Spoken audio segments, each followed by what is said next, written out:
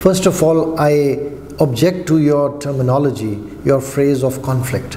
It's not a conflict. Actually, conflict is between two powers, two nations or two countries where there is some semblance of comparison of forces. There's no comparison. There's a ragtag militia or the people children throwing stone in form of intifada as compared to a country which is a regional power. What do they have? They have the intelligence, they have the technology, they have the force structure, they have full backing of the best technology by the United States and European countries. So it is just, I would say, a one-sided show against the Palestinians. Well, if you go back to 1948 with Balfour Declaration, Israel was carved out from the territories of Palestine, and then there onwards it has continued to grow. It has now virtually become a regional power in the Middle East.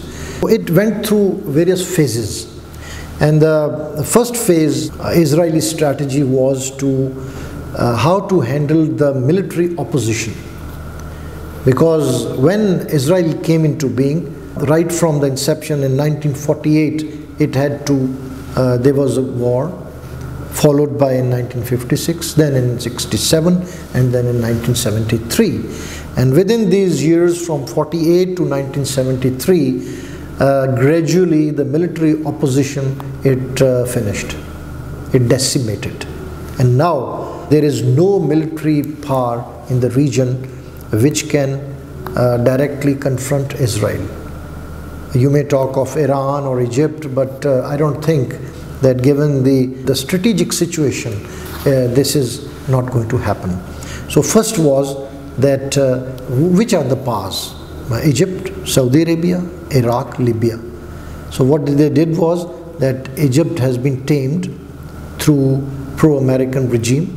Earlier it was Hosni Mubarak, and then it is Sisi, and they follow the they toe the American policies, and certainly in relation to Israel also. Saudi Arabia, they are again tamed, and they were all set to have diplomatic relations with Israel. And then you are talking about Iraq and Libya. They were in any case invaded by the Americans, and without any rhyme and reason, they just like juggernaut, they went there, and then they finished off the entire military infrastructure. Saddam Hussein was a bad guy. What they did, they dismantled the Iraqi military totally and their intelligence infrastructure, and then it is walkover by anyone. So about Iran is isolated, it doesn't have any capabilities, it is facing sanctions. So therefore this was the decimation of the military confrontation which was possible against Israel. If you ask me about the greater design, it has already started to unfold. Why? Because the first is, their aim is that is to develop the hegemony over the entire Middle East, and to quite an extent they have done that, because no power in the Middle East can question what they are doing to Palestinians or elsewhere. And then you remember that their military growth went along with their economic development also, infrastructural development, and they have the best agriculture technology. Best agriculture, Jews are otherwise known in the world for best agriculture practices, and then their defense industry, and then other in host of sectors, and then they have very good relations. I'm talking about trade and commercial and economic relations with China, with India, with all over the country. So they have continued to grow holistically as a country.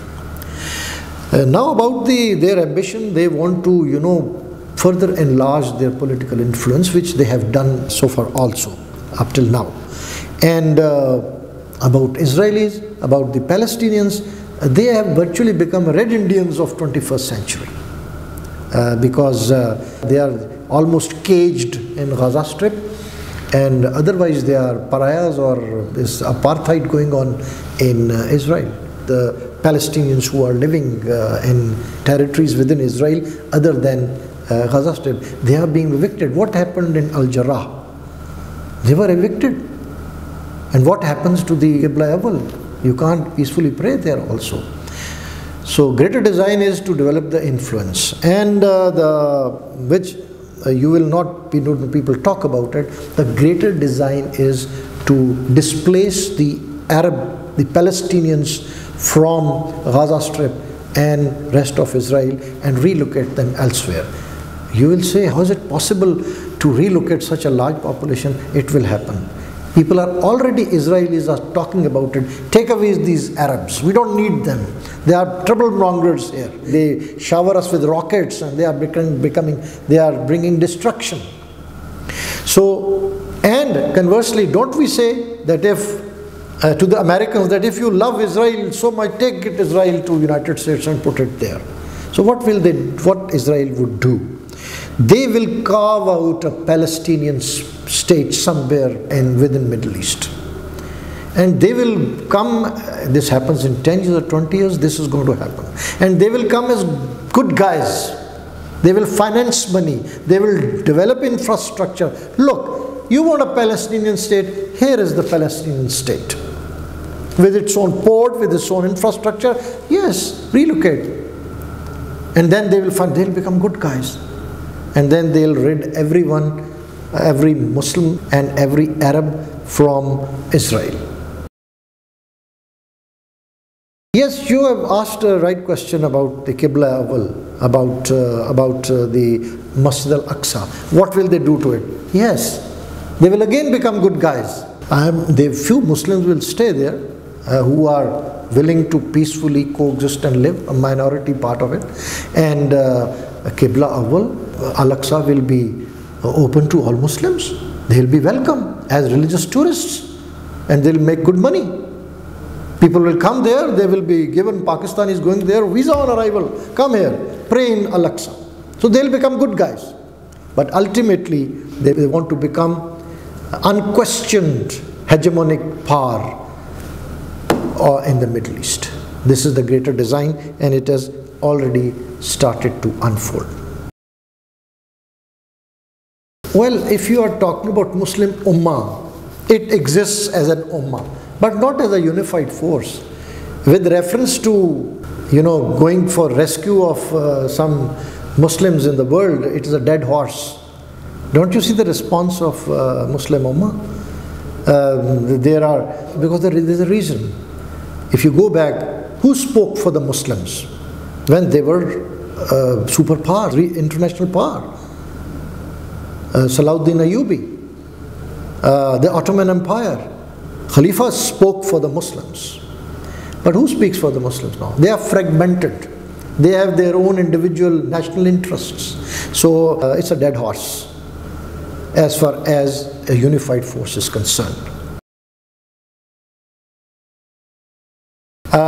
Concluding remarks is that all the Muslim countries must develop themselves economically. Your economic power will assist you to become a military power. Have that economic strength. Pakistan has all the right boxes ticked. We have the infrastructure, economic infrastructure, industrial infrastructure. We have the organizations. We have a very effective armed forces. We are nuclear power. But what's wrong? We have to just put our house in order and develop economically. If we have a begging bowl and we are going around and we have the Damocles sword of FATF and IMF hanging on our heads, can Pakistan play a role? Our foreign minister is running from pillar to post, partly to satisfy the feelings of the Pakistanis. I don't think that he can play, or Turkey or Somalia, or we can play any effective role. It's hard talk, you may not like it, but this is the reality.